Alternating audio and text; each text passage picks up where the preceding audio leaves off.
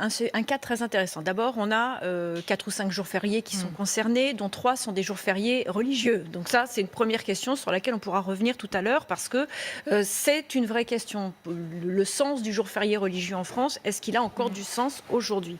La deuxième chose, c'est la question du volontariat. On voit bien que finalement, les syndicats ont été totalement affaiblis en France et que finalement, quand il s'agit de s'opposer à un patronat qui veut imposer la suppression d'un jour férié, eh bien, les syndicats n'ont plus de poids, ne peuvent plus s'opposer et les salariés se retrouvent d'une certaine façon contraints. Enfin, la suite du propos, c'est la question plus globale du travail, du dimanche, du travail sur les jours fériés. Parce que pour l'instant, c'est possible pour un certain nombre de professions. L'ameublement, l'hôtellerie-restauration, le tourisme, la jardinerie, le bricolage. Bon. Et tout le monde est très ravi d'aller travailler le dimanche. Le problème, c'est qu'il y aura tôt ou tard une extension parce qu'il faut bien mettre de l'argent dans les distributeurs de billets. Donc on demande aux convoyeurs de fonds d'être disponibles. Ensuite, ce sera les banques.